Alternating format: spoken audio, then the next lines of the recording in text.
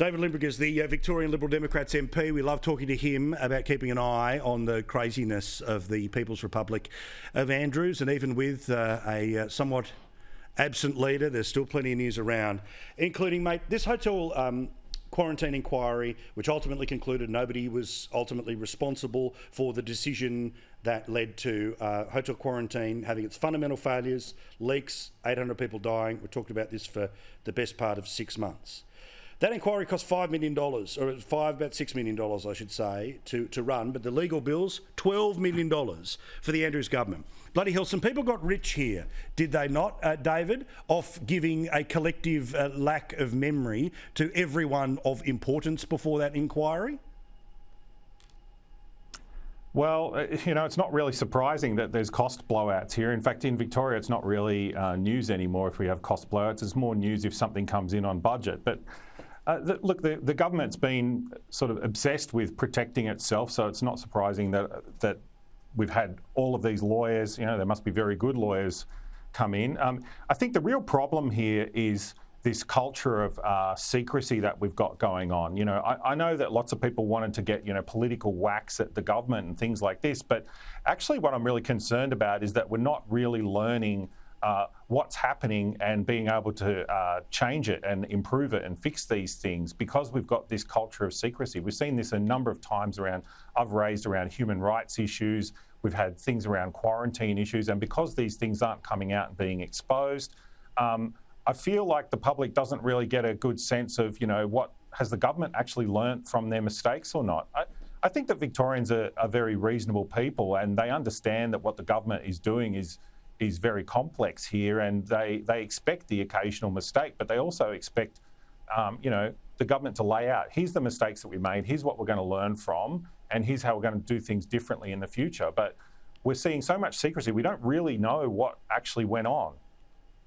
But also, I think what people don't understand here too is the terms of reference of this inquiry were relatively narrow, certainly compared to the compulsion powers that a Royal Commission would have had. And we all know that when it comes to most governments, you don't start an inquiry unless you know what the answer's going to be. So the idea that if the truth was nobody can remember, how it takes $12 million worth of legal advice to remember what were the apparent facts of the day, that's just wasteful, because no doubt there's people who work for small community organisations that have tried to get 10 grand out of the state government, but they get told, oh, sorry, no money for you, but there's $12 million to get advice to remember what allegedly they should have been able to remember because it happened in the same year, and they're competent enough to be ministers of the Crown? Well, yeah, it's certainly a lot of money, but I'm also concerned that a Royal Commission will cost even more money. Oh, yeah.